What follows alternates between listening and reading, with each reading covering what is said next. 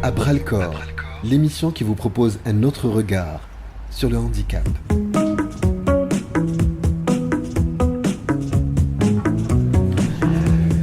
Voilà, il est vrai que le temps a beaucoup changé. Je ne sais pas si c'est la meilleure période pour parler de plongée, mais y a-t-il une période justement pour parler de plongée et d'handi-plongée plus exactement. Alors l'handi-plongée c'est quoi? Eh bien ça concerne l'émission que je fais à bras-le-corps, ça me concerne, ça concerne toute personne en situation de handicap qui a la possibilité et le désir et la volonté de faire de l'handi-plongée, et c'est le thème que nous allons aborder aujourd'hui. Alors avec moi, pour commencer, Mohamed Boukhadar, comment allez-vous? Ça va, merci, et vous-même? Très bien. Alors Mohamed, on se retrouve, vu qu'on a déjà eu la possibilité de se rencontrer à maintes reprises. Vous êtes l'un des initiateurs de cette aventure qu'est l'handi-plongée en Algérie. Qui est Mohamed Boukhadar?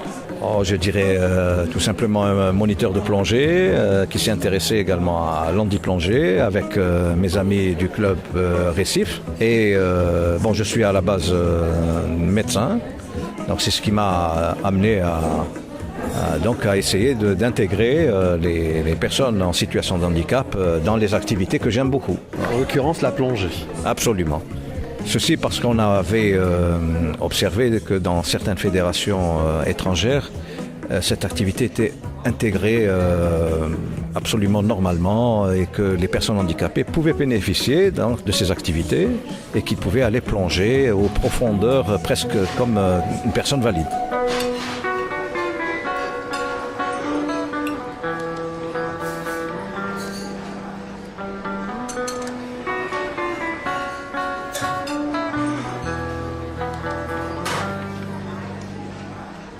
C'est vraiment particulier parce que moi-même j'ai eu la chance de faire partie de cette aventure. Alors c'était en 2009, il y a eu d'abord une initiation au niveau d'une piscine, ensuite on s'est réellement jeté à l'eau en mer. Alors les fonds marins ou la plongée sous-marine, on pensait réellement que c'était pas quelque chose qui était spécialement accessible à cette catégorie de personnes. Oui, c'est aussi vrai pour nous. Nous ne pensions pas que des personnes handicapées pouvaient plonger à des profondeurs de 20 mètres, 30 mètres, avant qu'on ne puisse savoir que d'autres fédérations, d'autres clubs avaient déjà tenté l'expérience. Je rappellerai pour l'histoire qu'en 2009, Yazid, tu as été le premier plongeur en situation de handicap. Ça, il faudrait qu'on le rappelle. De l'histoire en Algérie. Disons, oui. Bien sûr, il y en a eu d'autres après toi, mais nous retiendrons toujours notre Yazid. Et je me souviens que lorsque tu es sorti de l'eau, il y avait des youyous dans la piscine de la place du 1er mai. C'est vrai, je m'en souviens comme si c'était hier en fait. Voilà, c'était un moment très émouvant pour tout le monde. Maintenant, le projet s'était déroulé en 2 phases et en 2009, il y a eu 2 formations. Donc 2 formations, chacune avait intéressé 8 moniteurs de plongée. Donc on avait formé des moniteurs non pas seulement pour notre club Récif, mais pour d'autres associations de plongée qui se trouvent en Algérie. Je citerai tout simplement des clubs de Tipaza, d'Oran, d'Annaba et d'Alger. En fait, je m'en souviens, comme si c'était hier, parce que c'est vrai que dans cette période, il y avait différents moniteurs qui venaient d'un peu partout en Algérie. Ils bénéficiaient de cette formation. C'était en quelque sorte une formation complémentaire pour justement initier des personnes en situation de handicap à la plongée sous-marine. Oui, c'est vrai que le but de ces formations était d'abord de former des moniteurs à la prise en charge d'une personne handicapée dans le domaine de la plongée sous-marine, en scaphandre. Disons, notre rêve, c'était que chaque moniteur qui forme habituellement les personnes valides ait la capacité de prendre en charge les personnes handicapées. Nous ne voulions pas qu'il y ait une sorte de ghetto, et nous ne voulons pas toujours que, par exemple, au niveau de Récif, que ce soit le ghetto des passionnés de plongée, mais handicapés. Vous voyez, nous voulons que chaque moniteur puisse former des personnes handicapées. Et donc chaque club, en fait, à travers le littoral algérien. Oui, nous sommes prêts à aider tout moniteur qui est intéressé par la handi-plongée à prendre en charge et à le former dans cette discipline. Mais les personnes handicapées qui avaient bénéficié un petit peu de baptême de plongée ce jour-là, Comme moi. oui, comme toi, bien sûr, étaient là non pas comme cobayes, mais c'est Des cobayes volontaires. des cobayes volontaires, mais qui ont touché pour la première fois à cette activité et qui, je pense, n'en sortiront plus jamais. C'est-à-dire que maintenant, ce sont des gens aussi passionnés que nous, par la mer et par la plongée sous-marine. Alors, on a eu le virus, quoi. Voilà, exactement. Le baptême de plongée, lorsqu'il est réussi, c'est pour la vie. Hein. C'est une inoculation à vie.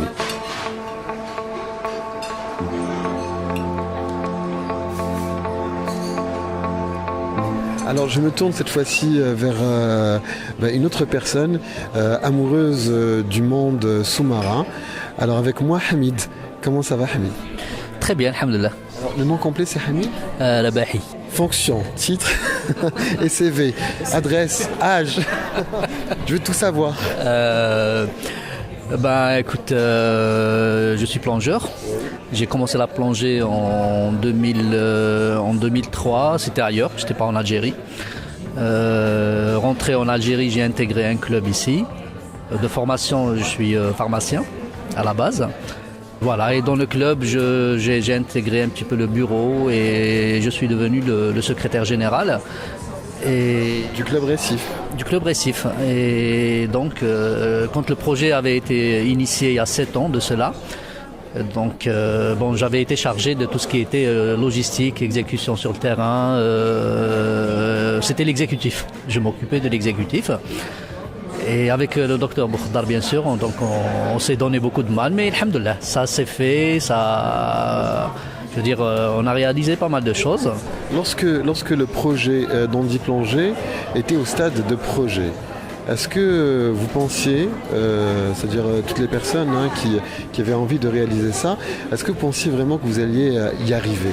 Parce que quand même c'est un sacré challenge, hein, c'est-à-dire intégrer l'Handi Plongée, faire venir l'Handi Plongée en Algérie, former des moniteurs, faire en sorte que des personnes en situation de handicap puissent toucher à ce monde. Hein. Est-ce que vous ne pensiez pas que c'était un peu utopique à l'époque où c'était vraiment au stade de projet ? Bon, peut-être utopique, mais il faut y croire, sinon on réalise rien du tout. Quand on décide de faire un projet, il faut y croire, il faut y mettre les moyens et puis il faut y aller. Après le projet en lui-même, il fallait le décortiquer en termes de formation, de logistique, sur le plan réglementaire. Donc il y a plusieurs aspects, plusieurs volets. Et ça, c'était tout un travail de préparation en amont. Il fallait discuter de tout ça et discuter des différents segments du projet, les ficeler et puis passer à la réalisation. Donc c'est vrai que peut-être c'était utopique, mais à partir du moment où on se met autour d'une table avec une bonne volonté et que tout le monde apporte sa contribution, les choses s'éclaircissent et puis on voit vraiment plus clair et on fonce. Voilà.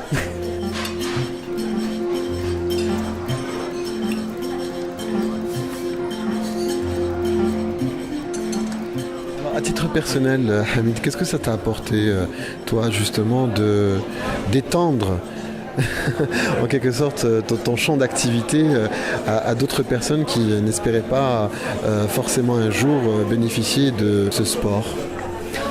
Déjà, à la base, on prend beaucoup de plaisir à plonger.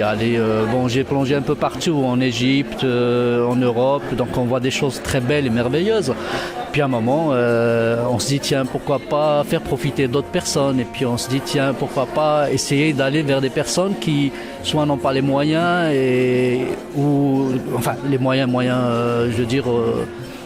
financiers ou autres, et les aider à découvrir la même chose et puis s'inscrire dans une logique de partage et de partage social et voilà. C'est en fait avoir juste un comportement citoyen, simplement.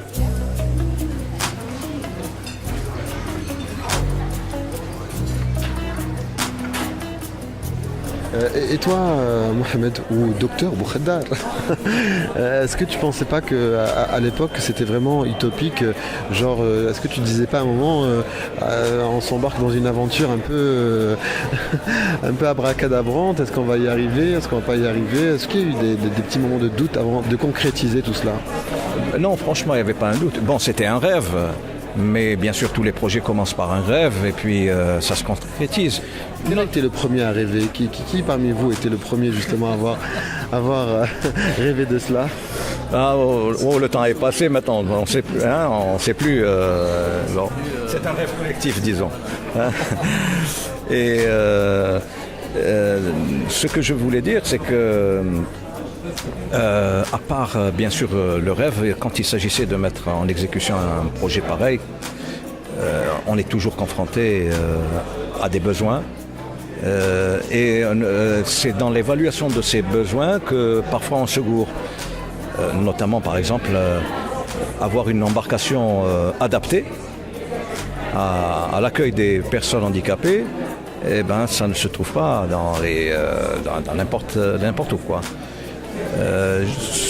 Le projet, je vous signale seulement que le projet ne s'est pas terminé en 2009, qu'il y a eu du chemin et qu'en 2013, finalement, on vient de concrétiser une partie de notre rêve, c'est l'acquisition d'une embarcation vraiment adaptée à la construction, qui a été construite spécialement pour pouvoir accueillir des personnes handicapées, même en fauteuil roulant. Alors ça c'est vraiment une victoire pour le club Récif? Oui, absolument. D'autant plus que les moyens du club ne permettaient pas d'envisager de rêver, d'avoir une embarcation pareille qui coûte au bas mot 15 millions de dinars. Mais en dehors de cela, il fallait également aménager une structure, disons, portuaire pour que les personnes en fauteuil roulant puissent avoir accès à cette embarcation directement. C'est ce que nous sommes en train de construire ces jours-ci et nous espérons que lors de la journée internationale, nous pourrons inaugurer ce bateau. Je pourrais venir ? Avec beaucoup de plaisir.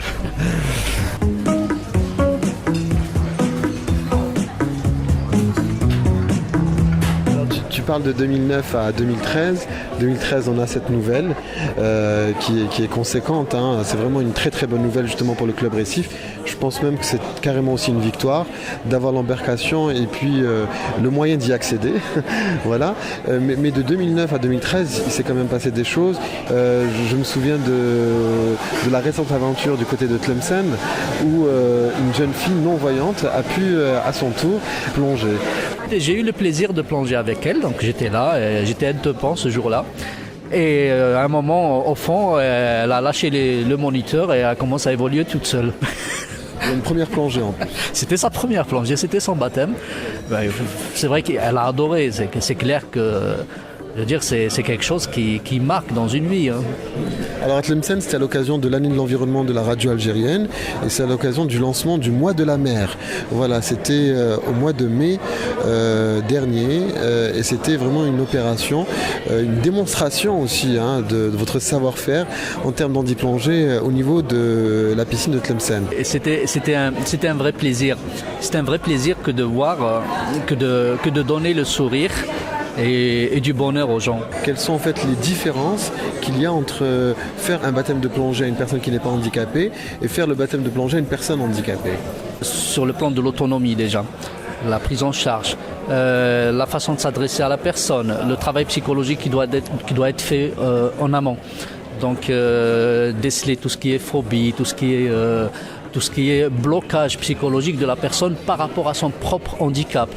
Donc c'est tout un travail qu'il faut faire en amont pour pouvoir faire plonger la personne, habiller la personne, respecter son intimité, c'est toutes ces choses-là qu'il faut maîtriser.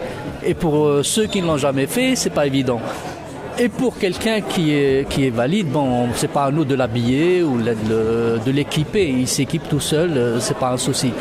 Donc il y a eu quand même une grande différence. Il y a une grande différence, que ce soit en termes d'approche psychologique ou par rapport à l'handicap lui-même.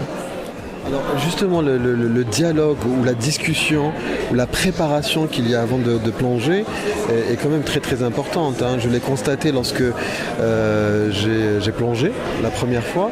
C'est vrai qu'on est là en train de me parler, en train de m'expliquer exactement comment ça va se passer, en aucun moment je me suis senti seul ou abandonné, c'est-à-dire que j'étais rassuré du début à la fin. Et c'est ça, finalement, faire plonger une personne en situation de handicap ? Ben oui, c'était ça, c'est de rassurer la personne, de la mettre en confiance, de lui expliquer qu'on est formé et pour qu'il n'y ait pas justement d'incident. Il faut être bien formé, avoir quand même... Enfin, c'est encore préférable si on est du domaine médical ou paramédical, parce qu'on a déjà un bagage et des connaissances sur ce plan. Ça facilite l'accès au reste de la formation. C'est une formation quand même qui a duré 1 semaine, 2 fois 1 semaine, à plein temps, et il faut maîtriser pas mal de choses, de la physiologie, l'anatomie, il y a pas mal de modules à maîtriser.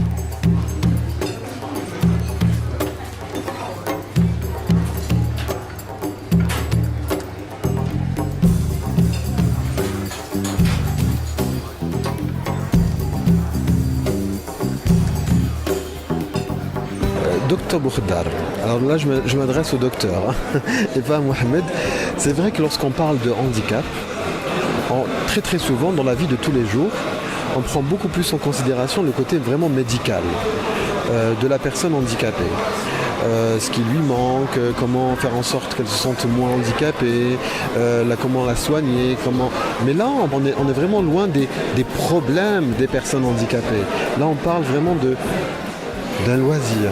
Est-ce que c'est quelque chose, est-ce que ça faisait vraiment partie de vos objectifs lorsque vous avez décidé de faire en sorte que l'handiplongé vienne en Algérie ? Non, tu fais bien de parler de cela, parce que avant que ça ne soit un plaisir, moi je pense à un droit. C'est le droit des personnes handicapées à pouvoir pratiquer une activité sportive. Et moi, c'est cela qui m'anime, c'est cela qui est le moteur un petit peu de ma passion. Il faut que les personnes en situation de handicap puissent grignoter chaque jour un peu de ces droits que les valides ont naturellement presque. Et c'est ça un peu qui m'a un peu motivé. C'est beaucoup plus cela que d'offrir le fond de la mer, si vous voulez. Bien sûr, c'est l'un dans l'autre, mais c'est beaucoup plus l'ouverture et l'inclusion dans un club de valides. On ne forme pas, je vous dis, un ghetto. Non, nous, on veut intégrer les personnes en situation de handicap dans un club de plongée. Nous sommes contre la création d'un club d'handiplongée uniquement. Il faut qu'il y ait donc cette intégration et qui puisse faire ressentir que c'est un droit. Bien sûr, la personne handicapée va rencontrer beaucoup de problèmes. Ce ne sont pas toutes les personnes handicapées qui pourront avoir accès à la plongée sous-marine, parce qu'il y a toutes les maladies évolutives, je ne sais pas, je vous cite la sclérose en plaques, ou que la plongée risque d'aggraver. Donc c'est pour ça que mon ami avait parlé du background médical. Bon, c'est un peu trop dire, mais il ne faut pas être médecin pour être moniteur de plongée, d'handiplongée. Mais un minimum de connaissances. Voilà, il faut un minimum de connaissances que le stage peut donner au moniteur. Donc il y a ce travail en commun avec le médecin soignant de la personne. En tout cas, moi je me souviendrai toute ma vie de cela, parce que finalement je ne m'y attendais vraiment pas à pouvoir un jour faire de la plongée sous-marine. Et je vous assure, je ne suis pas le seul à le dire, que lorsqu'on est cloué sur un fauteuil toute sa vie, lorsqu'on goûte à ce sentiment de liberté qu'on a lorsqu'on est sous l'eau, ce sentiment de plénitude, mais aussi cette beauté qui se cache aussi sous l'eau, auquel on a droit, c'est vraiment quelque chose de particulier. J'avais vraiment vu aussi la réaction des moniteurs de plongée, parce qu'ils étaient pratiquement aux larmes, ils étaient émus. Et même ceux qui étaient habitués, si vous vous souvenez, si tu te souviens, j'étais parmi les moniteurs qui t'ont fait plonger ce jour-là. Et il y avait... Je faisais allusion à toi. Oui, non, il y avait également avec nous les experts étrangers qui nous avaient encadrés. Et est-ce que tu te souviens de la dame qui a fondu en larmes, et pourtant qui était donc une professionnelle, disons, de l'handiplongée. Donc on ne s'habitue pas à ces émotions. C'est toujours émouvant de voir une personne en situation de handicap Prendre son envol sous l'eau. absolument. Et puis comme toi, c'est immortalisé par une photo où tu es sorti de cette plongée souriant comme jamais. Donc je me souviendrai toujours de ça. Bon, j'ai ta photo aussi. Hein. Donc, moi, ça me fait, disons, 1000 fois plus de plaisir à faire plonger une personne en situation de handicap que 10 valides. Enfin, je noterai, je te signale juste une difficulté. Et puis la différence avec les personnes valides, c'est que pour un moniteur de plongée, il peut intégrer dans son groupe, sa palanquée, 5 à 6 plongeurs valides. Mais pour prendre en charge une personne handicapée, il faut 2 moniteurs. Hein. Déjà, vous voyez un petit peu la difficulté donc de formation. Il ne faut pas s'attendre à une prise en charge de milliers de personnes en même temps. Déjà qu'actuellement, je pense qu'il y a dans les alentours de 3000 plongeurs en Algérie valides. Donc il faudrait prendre toute la mesure de la chose. Hein. L'handiplongée est à tous ses débuts. Malgré qu'elle soit plutôt là depuis 4 années, mais nous faisons de petits pas, des petits pas assurés, à cause d'abord des problèmes d'infrastructure. Nous avons eu toutes les difficultés du monde pour avoir une piscine. Les piscines ne sont pas suffisantes déjà pour les gars de la natation. Alors pour pouvoir faire libérer des créneaux horaires, une piscine, ça relève presque de l'impossible. Alors l'acquisition de ce bateau, justement, nous a été un petit peu forcée. Parce que n'ayant pas la possibilité d'avoir une piscine pour initier d'abord les personnes handicapées, la seule solution, c'était d'acquérir une embarcation adaptée, disons. Ou de construire sa propre piscine. Voilà. Ce qui relève, ce qui est possible d'ailleurs. Hein. Mais enfin, voilà. La mer, c'est tellement mieux. Absolument, absolument. Mais disons, l'idéal aurait été d'initier les personnes handicapées d'abord en piscine et ensuite en milieu naturel.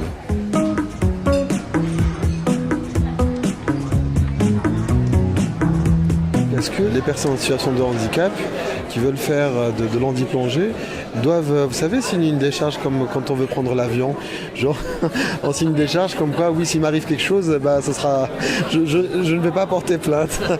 Est-ce que c'est la même chose pour l'handiplongée ? Non. Bien sûr, il y a un minimum de risque.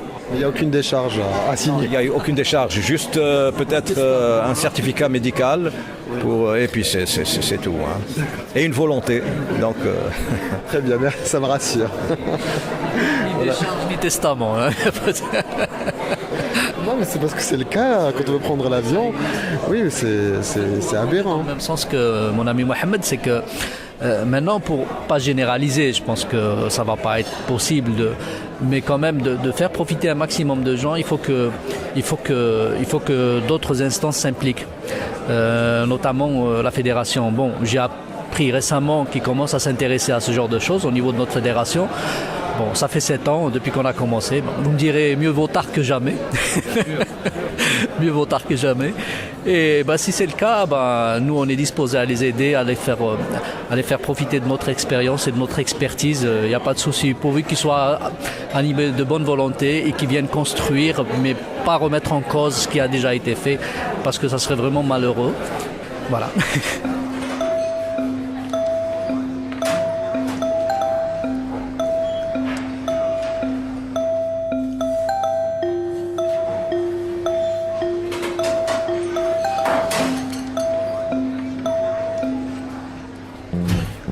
Merci beaucoup Hamid El Abahi. Écoute, tout le plaisir est pour moi. Et docteur Boukhadar Mohamed. C'est moi qui te remercie. Tu es donc un membre à part entière de... Moi je veux savoir où peut-être je replonge. Alors tu as choisi la mauvaise période. Hein. Mais néanmoins, il n'y a pas que la plongée, il y a la mer. Donc tu es invité absolument à l'inauguration, je te dirais. Ça c'est clair, je viendrai avec mon micro. Et tu viendras faire une balade avec nous dans notre beau bateau. Avec grand plaisir, avec grand plaisir. Merci beaucoup. Voilà, merci aussi au club Récif, voilà pour cette initiative et de nous avoir aussi permis de découvrir ce monde ô combien merveilleux que sont les fonds marins. Voilà, merci beaucoup. Merci.